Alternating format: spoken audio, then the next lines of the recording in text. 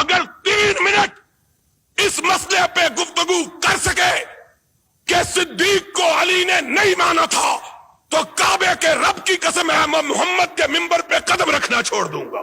اور نہیں مانتا نہ مان, تیرے ماننے سے کیا فرق ہے؟ ہم سے کیوں لڑتا ہے؟ لڑنا ہے تو حسین کے نانے سے جا کے لڑ, جس نے اپنی زندگی میں صدیق کو اپنے مسلح پہ کھڑا کیا, ان سے جا کے لڑ. آج نہیں لڑتا تو قیامت کے دن لڑ کے دیکھ لینا. تیرا شمار محمد کے ساتھ لڑنے والوں میں ہوگا, ہمارا ساتھ محمد کی بات پہ گردن کے جھکانے والوں کے ساتھ ہوگا. تو کون ہوتا ہے نہیں مانتا؟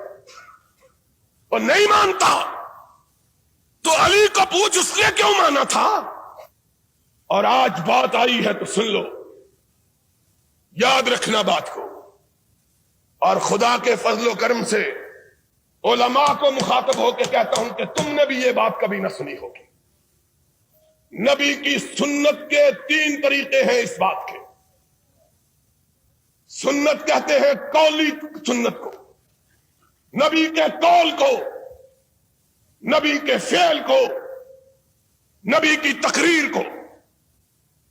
ایک بات نبی نے کہی وہ سنت ہے, کر کے دکھائی وہ سنت ہے, کسی کو کرتا ہوا دیکھ کے اس کو اس پہ ثابت رکھا وہ سنت ہے. آؤ اور میں تمہیں بتلاؤں, اور نبی نے ابو بکر کی امامت کو 3 سنتوں سے ثابت کیا ہے. قولی سے بھی ثابت کیا, فعلی سے بھی ثابت کیا, تقریر سے بھی ثابت کیا.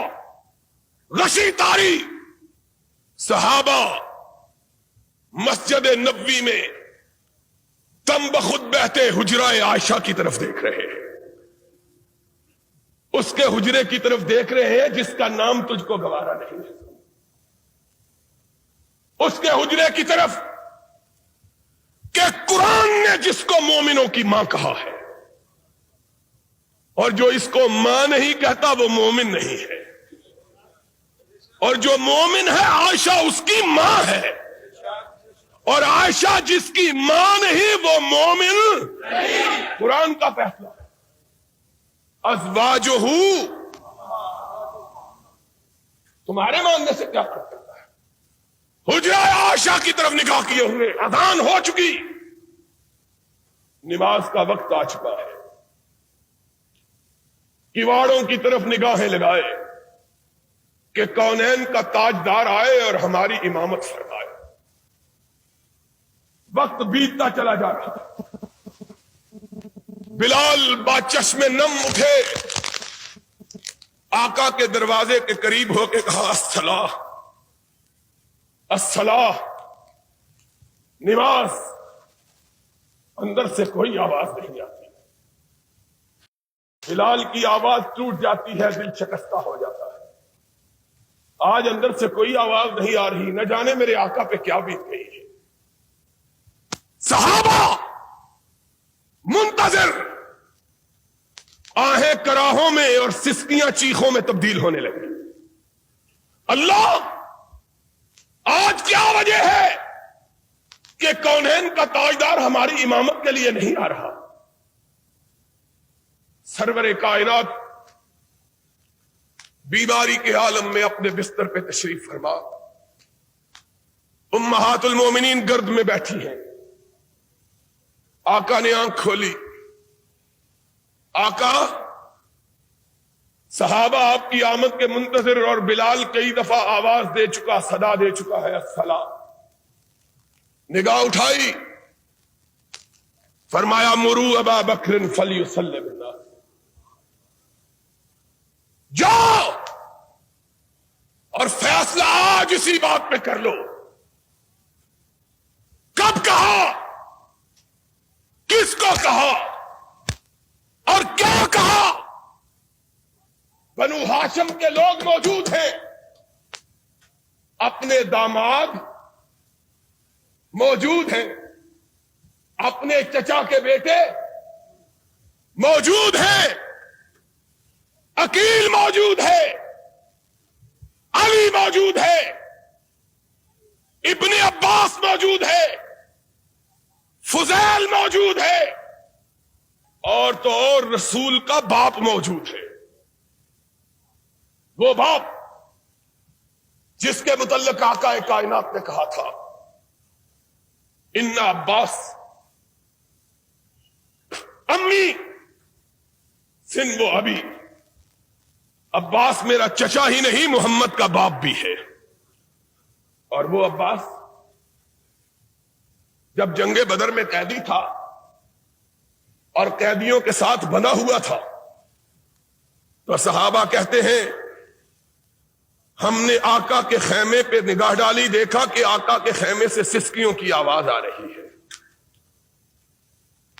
لوگ اجازت پا کے حضور میں حاضر ہوئے، یا رسول اللہ آپ اور آپ کی آنکھوں میں آنسو؟ فرمایا میرا چچا عباس قیدیوں میں بندھا ہوا ہے، محمد کو چین کیسے آ سکتا ہے؟ وہ چچا عباس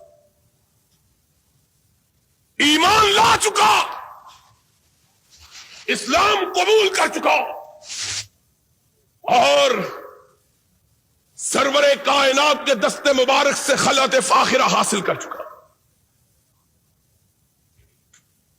صرف چچا ہی نہیں، بنو ہاشم کا سردار بھی۔ اور کیا کہوں، تمہاری روایات کے مطابق حسن بھی موجود ہے، حسین بھی، لیکن امامت کے لیے میرے آقا تو نے پکارا تو کس کو پکارا؟ یہ سارے موجود۔ کہا مرو ابا بکر فلیصلی بالناس، جاؤ میرے چچا عباس کو کہو، میرے داماد علی کو کہو، میری دو بیٹیوں کے شوہر عثمان کو کہو، میرے لخت جگر حسن کو کہو، فاطمہ کے جگر گوشہ حسین کو کہو، تم پیچھے کھڑے ہو جاؤ، عائشہ کا باپ آگے کھڑا ہو جائے۔ مرو ابا بکر فلیصلی بالناس، جاؤ ابو بکر کو کہو آگے کھڑا۔ اور کس کی مجال ہے کہ دم مارو؟ کوئی اعتراض کر کے دیکھے تو صحیح۔ وہ اعتراض کرنا تھا تو اس دن کرتے، کیوں نہیں کہا؟ آقا کس کو آگے کھڑے کر رہے ہو؟ کون بولے؟ کس کی مجال ہے کہ لفظ آئی؟ اور صدیقہ بولی، میں نے کہا کہ بولی نہیں، عرش والے نے بلوایا تاکہ بات پکی ہو جائے۔ کہا یا رسول اللہ کسی اور کو کہہ دیجیے۔ نگاہ اٹھائی، فرمایا لا ينبغي لقوم ان يكون فيهم ابو بکر ان يؤمهم غيره، ابو بکر کے ہوتے ہوئے کوئی دوسرا محمد کے مصلی پہ کھڑا ہونے کی جرت کر سکتا ہی نہیں ہے۔ مرو ابا بکر فلیصلی بالناس، جاؤ میرے صدیق کو کھڑا کرو۔ ہائے ہائے، تیسری مرتبہ پھر خدا نے کہلوایا، آقا کسی اور کا مسئلہ کس طرح پکا کر رہا ہے۔ کہا یا اللہ ہو والمؤمنون الا ابا بکر، فرش والے بھی نہیں مانتے، عرش والا بھی نہیں مانتا، نہ فرش والے مانے نہ عرش والا مانے تو اکیلے ابو بکر کو مانے۔ جاؤ ابو بکر کو کہو میرے مصلی امامت پہ کھڑا ہو جاؤ۔ بلال نے تب دستک دی، اندر سے ارشاد ہوا جاؤ میرے صدیق کو میرے جیتے جی میرے مصلی پہ کھڑا کر دو، کہ آنے والے جب کوئی اعتراض کرے تو کسی اور پہ نہ کرے، محمد پہ کرے، تاکہ اپنا ناتا تو اس سے توڑ لے۔ اعتراض کرنا ہے تو اس پہ کرو۔ اور سنو، قومی سنت یہاں ثابت ہوئی، اور صدیق کی امامت کے لیے محمد کی تینوں سنتیں اکٹھی ہو رہی۔ کھڑے ہو گئے، ارشاد ہوا مجھ کو اٹھاؤ۔ آقا کیا بات ہے؟ فرمایا میں بنو ہاشم کو دیکھوں میرے ابو بکر کے پیچھے ہیں کہ نہیں ہیں؟ میں دیکھوں تو صحیح کہ پیچھے کون رہا، کون ہے جس نے حکم سے سرتابی کی، کون جو میرے کھڑے ہوئے کو نہیں مانتا، جس کو میں نے آگے کیا ہے کون ہے جو اس کو پیچھے کرتا ہے؟ دیکھوں تو صحیح۔ آقا کائنات اٹھائے گئے، حجرہ عائشہ سے قدم باہر رکھا، صفوں پہ نگاہ ڈالی، آسمان کی طرف رخ کیا، چہرہ گلنار ہو گیا۔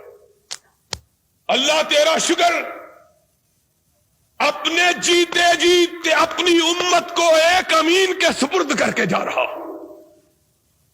باہر نکلے اور کونین کا تاجدار سچا نبی تھا۔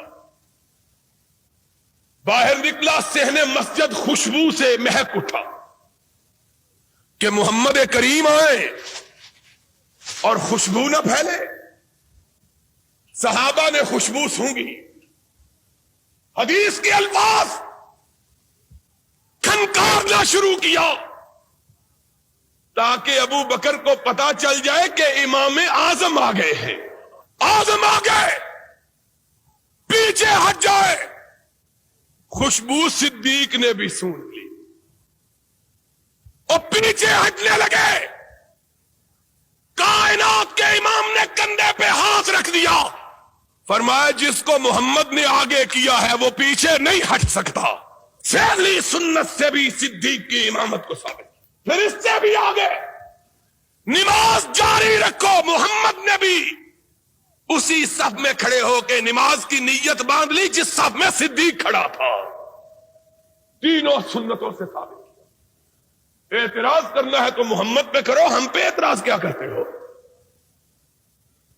ان پہ کرو جس نے آگے کیا ہے، یا ان تین اماموں پہ کرو جس نے آگے اس کو کھڑا کیا جانا مان لیا ہے۔ علی پیچھے کھڑے، حسین، اور بولو حسین، حسن، اور تمہارا عقیدہ یہ ہے کہ ان کی پشتوں میں باقی 9 بھی زندہ تھے۔ اگر باقی 9 بھی زندہ تھے تو 12 کے 12 جس کے پیچھے کھڑے ہیں، تمہیں اس کے پیچھے کھڑے ہوتے ہوئے کیا تکلیف ہوتی ہے؟ جس کے پیچھے 12 معصوم کھڑے، تمہیں اس کے پیچھے کھڑے ہونے میں کیا ہے؟ بات کیا کرتے ہو؟